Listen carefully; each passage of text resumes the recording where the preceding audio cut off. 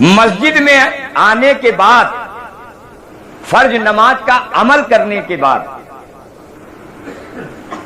آپ اللہ کے سامنے پیش کیا کرو گے؟ حضرت نے یہاں مثال دے کے سمجھایا کہ اللہ نے بازار کے مقابلے پر مسجدیں بنوائی ہیں. بازار کے مقابلے پر مسجد بنوائی.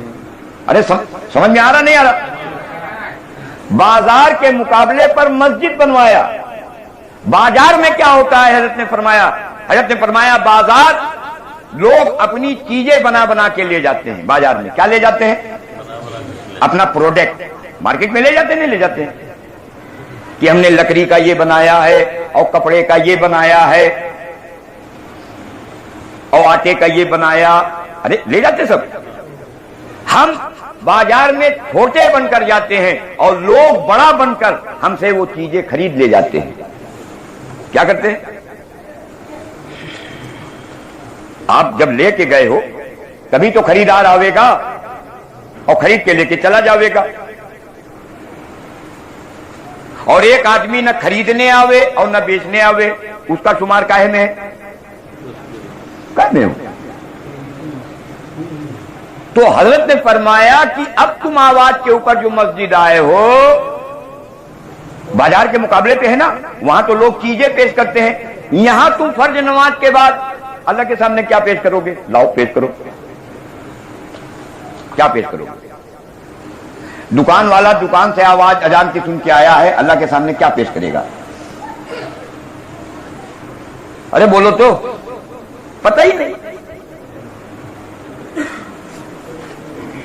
دکان کے جو احکامات نازل کیے تھے اور ان احکامات کو آپ نے پورا کیا تھا, اب فرض نماز کے بعد اب آپ اللہ کے سامنے پیش کرو گے, اے اللہ تو نے سچ بولنے کا حکم دیا تھا, میں نے دکان کے اوپر سچ بولا ہے. تو نے حکم دیا تھا کہ کم نہ تولنا, جھکتا ہوا تولنا, اے اللہ ہم نے جھکتا ہوا تول کے کسٹمر کو دیا ہے. اے اللہ آپ نے کہا تھا دھوکہ نہ دینا, ہمارے پاس یہ آئٹم تھا لیکن ڈیٹ ایکسپائر ہو گیا تھا اور اس کسٹمر نے اٹھا لیا تھا اپنے ہاتھ سے اور ہم نے اس کے ہاتھ سے لے لیا تھا کہ بھائی نہیں, اس کا ڈیٹ ایکسپائر ہو گیا ہے, یہ ہم نہیں بیچے گا. اے اللہ تو نے کہا تھا ہم دھوکہ نہیں دیں گے, ہم نے دھوکہ نہیں دیا ہے. اے اللہ یہ عمل میں تیرے سامنے لایا ہوں, لیکن تیری شان کے مطابق تو یہ عمل نہیں ہے, تیری شان کے مطابق نہیں ہے. کیونکہ میدان محشر میں امام الانبیاء علیہ السلام نے ارشاد فرمایا جس کا مفہوم و خلاصہ یہ اللہ جل جلالہ من والہ کے سامنے یہ فرشتے یہ بات کہیں گے کہ اللہ تیری عبادت کا جو حق تھا وہ مجھ سے ادا نہیں ہوا. کون کہہ رہا؟ ارے کون کہے گا؟ فرشتے جن کو صرف عبادتی کے لیے پیدا کیا. جو رکوع میں ہے وہ رکوع میں رہے گا, جو سجدے میں ہے وہ سجدے میں رہے گا, جو قیام میں ہے قیام میں رہے گا. اور حضور اکرم صلی اللہ علیہ وسلم بیان فرما رہے ہیں کہ میدان محشر میں فرشتے کہیں گے اے اللہ تیری عبادت کا جو حق تھا وہ میں نے ادا نہیں کیا, لیکن تیری ربوبیت میں نے کسی کو شریک نہیں کیا. تیری ربوبیت میں تو عبادت کا حق جب فرشتے ادا نہیں کر سکتے تو ہماری کیا بساط ہے؟ تو اے اللہ ان عملوں کے کرنے کا جو حق تھا, جو تیری شان کے مطابق تھا, ویسا یہ عمل تو ہم نے نہ کیا, لیکن اے اللہ جیسا بھی ہم نے ٹوٹا پھوٹا کیا ہے اے اللہ اسے قبول کر لے. کیا کر لے؟ یہ قبول کر لے. اس کے بدلے میں ہمارا اماں کا درد ہو رہا ہے اس کو دور کر دے, ہم کو گوہاٹی جانا ہے ہم کو خرچہ دے دے, ہمارا بیوی کا یہ معاملہ ہے اس کو کر دے, ہمارا بیٹا کپڑے کے لیے کہہ رہا تھا اے اللہ اس کو کپڑا دے دے. کیا کر دے؟ اللہ کے سامنے پیش کرو. آپ نے اس کو کچھ دیا ہے تو مانگنے کے حقدار ہو. اگر آپ گھر کا بنایا ہوا کوئی سامان کسی کسٹمر کو دیو گے تو آپ اس سے مانگنے کے حقدار ہو یا نہیں؟ ارے ہو یا نہیں؟ تو آپ نے عمل بنایا دکان پہ اور اس کے سامنے پیش کیا, اور وہ تو داتا کا داتا, وہ تو نقطہ نواز. سلیمان علیہ السلام نے 2 رکعت نماز کے چھوٹنے پر, پڑھنے پر نہیں. حضرت کا بیان پڑھو گے تو سمجھ میں آئے گا. سلیمان علیہ السلام کی جب وہ نماز قضا ہوئی عصر کی گھوڑے کے دیکھنے میں جب سورج کو واپس بلایا، وہ جو عصر کی نماز قضا ہوئی، اس قضا نماز کے لیے جب اندر کا تڑپ، اندر کا کوڑھن، اندر کا فکر اور جو رونا ہوا ہے نا، یہ اللہ تیرا حکم لایا، یہ اس رونے پر اللہ نے بات ساتھ دی. کاہے پر؟ بات سمجھ میں آ رہی نہیں آ رہی؟ اس لیے ہم کو جاننا ہے، اگر جاتے ہیں تو اس لیے جاننا ہے، یہاں عمل لے کے آؤ. اور اگر آپ نے عمل نہیں پیش کیا، اگر آپ نے، یہ حضرت کے بیان کا مفہوم بیان کر رہا ہوں، آپ نے آواز سنی، مسجد میں چلے آئے، اپنا دکان بند کر کے، اپنا سروس سے، اپنا مزدوری سے چھوڑ کے چلے آئے، نماز پڑھ لی. اب اللہ کے سامنے کچھ پیش کرنے کے لیے ہے ہی نہیں، کچھ پیش کرنے کے لیے، تو اللہ آپ پر بھی حال ڈالیں گے. فرشتوں سے کہیں گے جاؤ اس کے اوپر بیماریاں ڈال دو، اس کا کھیت میں پانی بھر دو، اس کا دکان میں آگ لگا دو. کیوں؟ نمازی تو ہے، بد عمل ہے. نمازی تو ہے، لیکن کہاں گیا تیری دکان کا عمل؟ کہاں گیا تیری نوکری کا عمل؟ کہاں گیا تیری کھیتی کا عمل؟ ارے بات سمجھ میں آ رہی نہیں آ رہی؟ تو حضرت فرماتے تھے ایسی نماز بنانا جس سے ہماری ہر چھوٹی بڑی ضرورت پوری ہو. لیکن یہ کب ہم اس کے بنانے پر آئیں گے؟ جب اپنے بانی کی بات کو سامنے رکھ کے اس کام میں چلیں گے. تو حضرت مالیات صاحب رحمۃ اللہ علیہ نے جب اللہ نے ان سے کام کو شروع کرایا، عجیب بات ہوگی لیکن غور کرنا، اب اتنا تو موقع ملے گا نہیں کہ سارا بات آپ کے سامنے واضح کروں میں دلیلوں کے ساتھ. جتنا بھی ہو سکے گا کوشش کریں گے کہ آپ کے سامنے رکھیں گے بات. تو حضرت مالیات صاحب رحمۃ اللہ علیہ کی زبان سے اللہ نے وہ بات کہلوائی جس کی وجہ سے یہ کام اس دور کے اندر اللہ نے شروع کرایا ہے. اس کو سمجھ لو، کام آسان ہو جائے گا. اور اس بات کو مالیات صاحب رحمۃ اللہ علیہ کی اس بات کو لکھنے والا کون ہے؟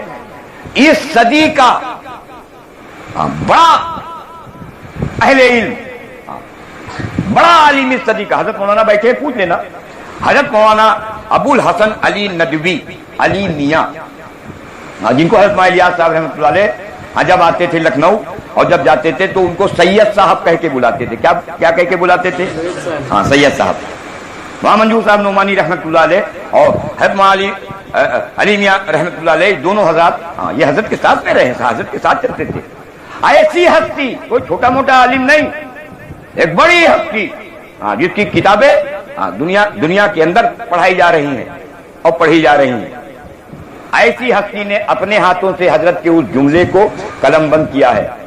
اور جس کتاب میں قلم بند کیا ہے، دعوت کے لائن کی جتنی کتابیں ہیں لگ بھگ 72 چنندہ کتاب، ان 72 چنندہ کتابوں میں پائیدان نمبر 1 پر جو ہے کتاب، اس کتاب کا نام ہے جو حضرت مولانا میاں صاحب رحمۃ اللہ علیہ کے ہاتھوں سے اللہ نے قلم بند کروایا ہے، وہ ہے مولانا الیاس صاحب رحمۃ اللہ علیہ اور ان کی دینی دعوت. خرید کے لانا سب ساتھی. اردو کی کتاب میں صفحہ نمبر 283 پر، بعد کتاب میں صفحہ نمبر 284 پر، ہندی کی کتاب میں صفحہ نمبر 308 پر، پیج نمبر 308، بعد کتابوں میں 309 پر. پھر وہ بات کہلائی جس کی وجہ سے اللہ نے یہ کام شروع کرایا اور جس کے لیے ہم آپ سے مذاکرہ کرنے آیا ہے. بھائی اتنی سی بات اللہ ہمیں تمہیں سمجھا دے، بس آگے کا راستہ کھل جائے گا. وہ بات کیا ہے؟ وہ بات کہتی کہ حضرت مالیات صاحب رحمۃ اللہ علیہ نے فرمایا لوگوں کو یہ غلط فہمی ہو گئی ہے کہ ایمان ہمارے اندر موجود ہے. کام کو سمجھو، کام کیوں شروع کیا گیا ہے اس کو سمجھو. لوگوں کو یہ غلط فہمی ہو گئی ہے کہ ایمان ہمارے اندر موجود ہے. اس غلط فہمی کی وجہ سے ایمان کے بعد کی جو چیزیں ہیں یہ اس میں مشغول ہو گئے. یہ اس میں مثال کے طور پر نماز پڑھنے میں، روزہ رکھنے میں، حج کرنے میں، زکات دینے میں، یہ اس میں مشغول ہو گئے. حالانکہ ہماری یہ محنت सिरे से ईमान के पैदा करने की मेहनत है।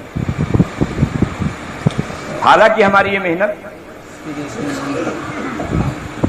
हजरत ने देखा था, आमाल मुसलमानों के अंदर ऐसा थोड़ी ना थे, नहीं थे, आमाल तो थे, अमल पर तो उम्मत थी। सहारनपुर, मुजफ्फरनगर, कांधला, रायपुर, थाना भवन, ये दुआबा का इलाका, यहां आपका खानदान हो, आपके बारे में सब जानते थे। देवबंद जहां से आप पढ़े हुए थे, ये इल्म और अमल का गहवारा था और है, था और है।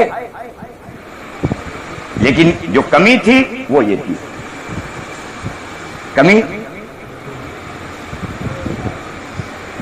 कि मुसलमानों के अंदर से लगभग 1250 साल से इज्तिमाई तौर पर ईमान के सीखने का मिजाज और रिवाज निकल चुका है।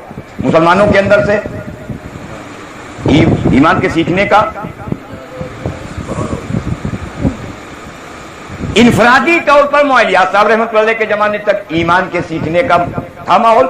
लोग खानकाहों में अल्लाह वालों के यहां जाते थे ईमान को सीखने के लिए,